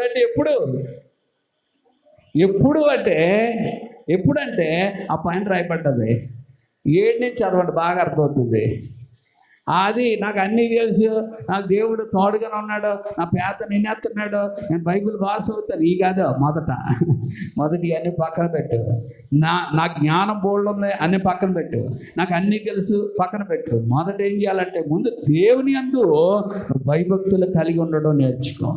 దేవుడి యందు భయభక్తులు అంటే ఏంటి? ఆయన చెప్పిన చేయడానికి పూనుకో. హల్లెలూయా. అప్పుడు చెడుదనాన్ని నువ్వు పోతుంది అంత కంప్లీట్గా. వాక్యం నీలో తీసేస్తుంది. అప్పుడు నీ దేహాన్ని, అప్పుడు ఎప్పుడమ్మా ఇలాగా దేవుడితో అంటుకట్టుబడి దేవుడి కొరకు నిలబడినప్పుడు, దేవుడి పనిలో ముందుండినప్పుడు, అప్పుడు ఇప్పుడు దేవుని యందు భయభక్తులు కలిగి ఉన్నాయి కాబట్టి అమ్మా టయానికి మందిరానికి వచ్చేస్తావు, టయానికి ప్రార్థనకు వచ్చేస్తావు, టయానికి సువార్త అంటే వచ్చేస్తావు, ఏ పనున్నా ముందే ఉంటావు. హల్లెలూయా. ఏ కార్యక్రమాన్నా నీవే చేయాలనుకుంటావు. అందరూ కలిసి ఏది చేద్దామన్నా ఎస్ అంటావు. అంటే దేవుడి పనిలో నీకు ఏముంటుందంటే ఎక్కువ ఆసక్తి ఉంటుంది అనమాట. దాన్నే భయభక్తులు అంటారు. అందుకే బయలుదేరి కోడి ఎక్కడికి వెళ్ళిందంట? బజార్గా మన వాళ్ళు వస్తున్నారు చర్చికి. పోనట్టు చెప్పండి, ఓకేనండి, సరే, మళ్ళీ కొంచెం కూర్చుంటాడు, మళ్ళీ ఎలా చూస్తే మళ్ళీ వెళ్ళిపోతాడు. అంటే ఏంటి, ఆడికి ఏమి లేదు. అసలు ఇక్కడ ఎవరున్నారు? సుప్రీం లీడర్ ఉన్నాడు. ఎవరున్నారు? Supreme leader. ఆయన సన్నిధిలో గడగడగడాలు ఆడాలని ఉంది బైబిల్లో. ఆయన సన్నిధిలో ఎలా ఉండాలా? నీకు గడగడ కాదు కదా, అసలు దేవుడి సన్నిధి అనేది లేదు. అన్యులు చూడండి, ఆ దేవాలయంలోకి వెళ్ళినప్పుడు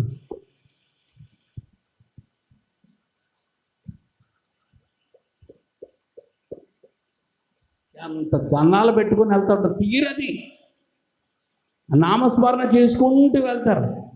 అవునా కదా?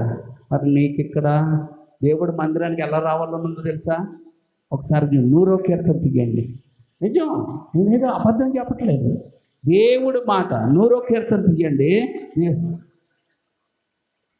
మందిరానికి వెళ్ళగలరా? అదిగో ఎలా రావాలి చూసా?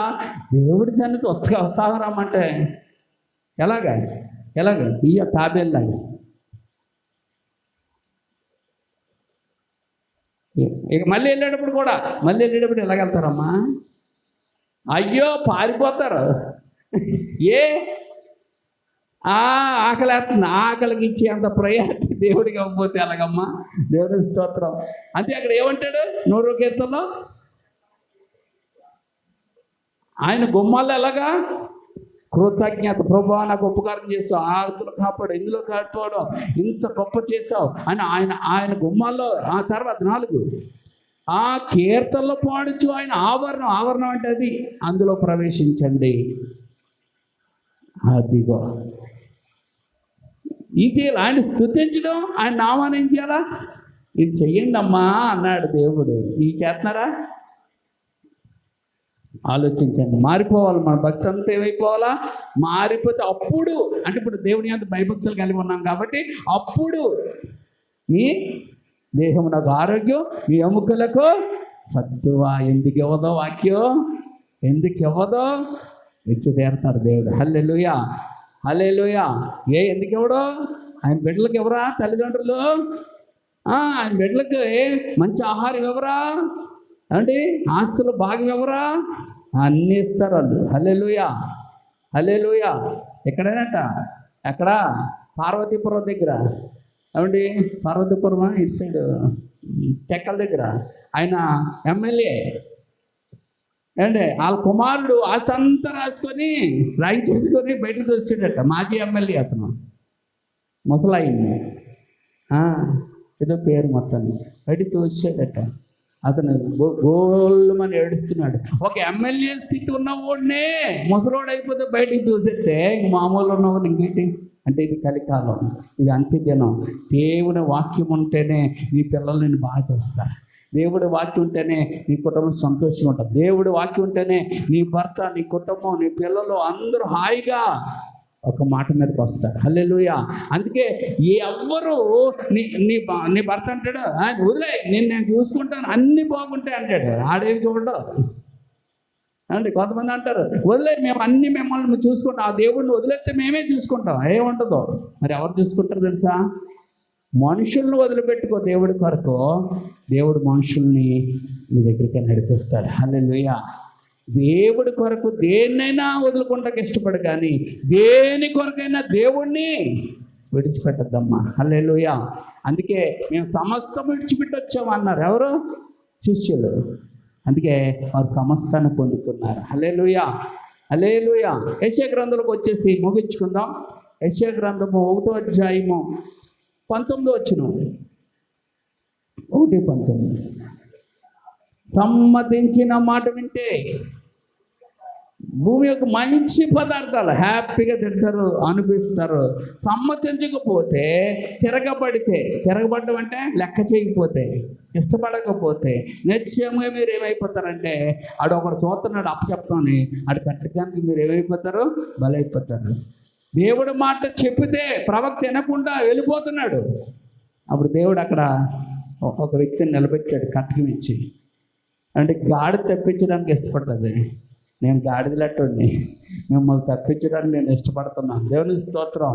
ఈ గాడిద మాట విన్నారనుకో, మీరు ఆశీర్వదించబడతారు, తప్పించబడతారు, దేవుడి కొరకు బలమైన పాత్రలుగా వాడబడతారు. హల్లెలూయా. ఆ గాడిద మాట విన్నాడా బిలాము? విన్నాడా? వినలేదు గాడిద మాట.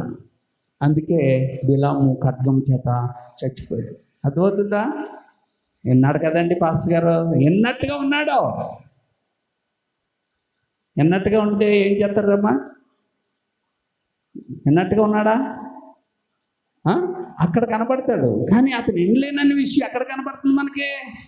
ఎక్కడ తెలుస్తుంది? యోధా పత్రికలోను, పేతురు పత్రికలోను, చెప్పండి, ప్రకటన గ్రంథంలో కనపడుతుంది మాట లేదని. ఏం చేశాడట? బిలాము బోధ అన్నారు. అదే ఏం చేశాడట? అలా దీవించి రావయ్యా అని చెప్పాడు దేవుడు. దీవించిరా అంటే దీవించాడా?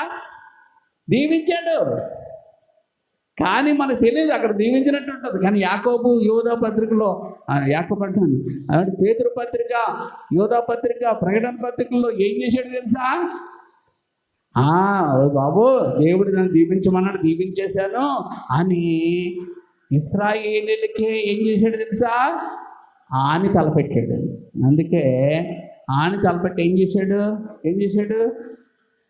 మీ స్త్రీలను ముందు పెట్టేయండి, వాళ్ళతో వ్యభిచారం చేస్తారు, అప్పుడు మీరు ఎవరేం చేయగలదు, వాళ్ళ దేవుడే వాళ్ళని చంపేస్తాడు. ఏం చేస్తాడు? వాళ్ళ దేవుడే వారు నాశనం చేస్తాడు అన్నాడు. అలాగే చేశాడు. 1,85,000 అక్కడ 30,000 మంది అనుకో, 24,000 మంది అది చచ్చిపోయారు. అక్కడ పాపం చేసిన వాళ్ళందరూ అక్కడ చచ్చిపోయారు. ఎవరు చెప్పేశారు వాళ్ళని? అందుకే సాతాను ఏం చేయడు? సంఘం పాడైపోవాలన్నా, జీవితాలు పాడైపోవాలన్నా, కుటుంబాలు పాడైపోవాలన్నా ఏం చేయడు? పాపం చేయమంటాడు. పాపం చేయడానికి మార్గాలు తెరుస్తాడు. మన జీవితాన్ని నాశనం చేయడానికి అందులో పంపుతాడు. అంతే, ఆటోమేటిక్గా దేవుడి కాపుదలలోంచి మనము బయటికి వెళ్ళిపోతాం.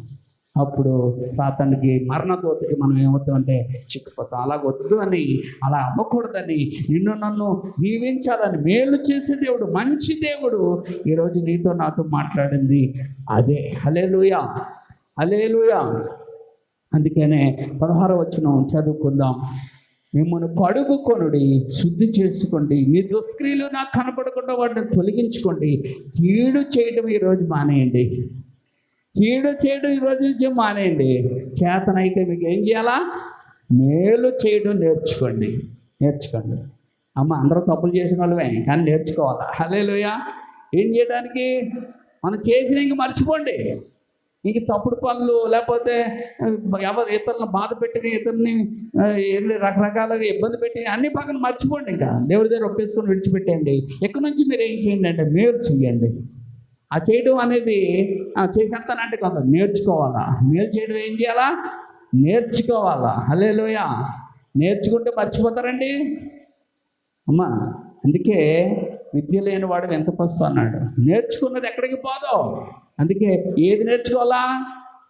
నాశనం చేసేది అన్నది పక్కన పెట్టండి. ఇప్పుడు మేలు చేయడం అనేది, పెట్టడం అనేది, ఇవ్వడం అనేది, మంచి అనేది నేర్చుకోవాలా. దేవుని స్తోత్రం. హల్లెలూయా. అందుకే చెడ్డ అన్నది విడిచిపెట్టేయాలా, మంచి అనేది ఎక్కడ? ఆయన దగ్గర నేర్చుకోవాలి. హల్లెలూయా. అలా నేర్చుకోకపోతే ఏమవుతారంటున్నాడు? ఖడ్గమ్మ పాలవుతారు. ఏమవుతారు? నాశనం అవుతారు. ఏమవుతారు? లయమైపోతారు అని చెప్పాడు. అన్నాడా? అన్నాడా? 3 మాటలు చూడండి. 20 వచనం చివరి మాట, ఖడ్గమ్మ పాలవుతారు.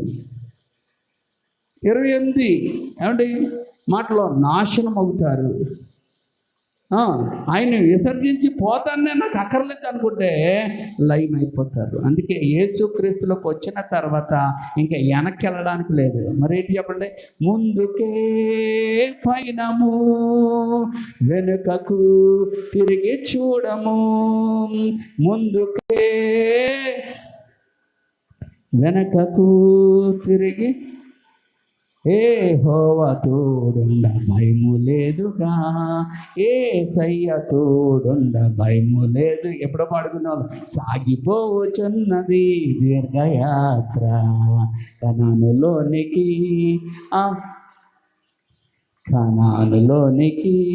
ఆ మంచి భూమికి. హల్లెలూయా. ఇవాళ మా అక్కగారు వచ్చారు. అక్కగా వాక్యం అంటున్నారు. నన్నైతే చాలా కలవరం అయిపోయింది. ఐపీపీ వచ్చేస్తుంది అమ్మా. హై బీపీ వచ్చినా, లో బీపీ వచ్చినా చాలా డేంజర్లే. కానీ మన ప్రభు అన్ని బీపీలు నార్మల్లో వచ్చేది దేవుడు అక్కడే. హల్లెలూయా. ఏమంటే ఏం చేస్తాడు ఆయన? ప్రశాంతత ఉంటే హై బీపీ ఉండదు, ప్రశాంతత ఉంటే లో బీపీ ఉండదు. అదేనమ్మా మనశ్శాంతి, నెమ్మదినిచ్చేవాడు ఎవరు? ఎవరమ్మా? దేవుడు ఒక్కడే నెమ్మది ఇవ్వగలడు. ఏ మనుషులు నెమ్మది ఇవ్వలేరు. ఈ నెమ్మది ఒక్కొక్క పైకి పెంచేస్తారు. ఏం చేస్తారు? పెంచేస్తారు అనమాట. దేవుని స్తోత్రం. దేవుడు ఏమండి దేవుని వైపు వారు చూచినప్పుడు ఏమండి వారికి అందరికీ ఏం కలిగిందంట? నెమ్మది. అందుకే మనం నెమ్మది కలగాలంటే ఒకటి ఏది చెప్పండి? ఆయన మాటలు వినేట్టు ప్రకారం నడవాలి. అదే ఆయన ప్రేమించడం అనేది I love you Jesus, I love కాదు. ఆయన మాట విని ఆ మాట ప్రకారం నడిస్తేనే చెప్పండి ఆయన ప్రేమించడం. వాళ్ళు ఎలా ఉంటారమ్మా? వాళ్ళు ఎలా ఉంటారంటే సూర్యుడిలాగా ఉంటారు. హల్లెలూయా. సూర్యుడిని ఎవరైనా ఏమైనా చేయగలరా? నిన్నెవరూ చేయలేరు. యేసయ్యా నిన్ను ప్రేమించు బలమైన సూర్యుని వలెను ఉదయించెదరు నిత్యము, శాశ్వత కాలం నీతోనే, శాశ్వత కాలం. యేసయ్యా నిన్ను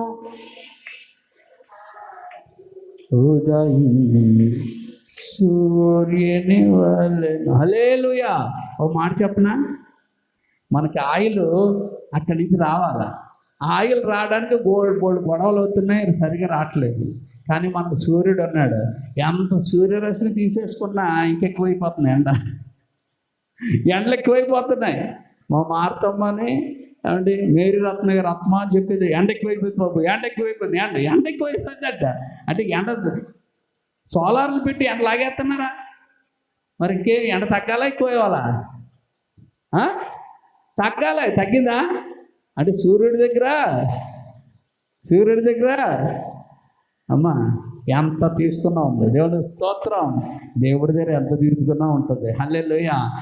అలా బలమైన సూర్యుడిలాగా నిన్ను నన్ను చూడాలనుకుంటున్నాడు ఆ నీతి సూర్యుడు. హల్లెలూయా. 4 విషయాలు చెప్తాను. 4 విషయాలు చెప్పి ఉంచుకుందాం. ఏటో మీతో మాట్లాడుతుంటే దేవుడు ఎందుకో చాలా విషయాలు జ్ఞాపకం చేస్తున్నాడు. హల్లెలూయా. సరే, మత్తయి సువార్త 13వ అధ్యాయం 8వ వచనం. మత్తయి కదండి, కీర్తనలు 91:3 తీయండి.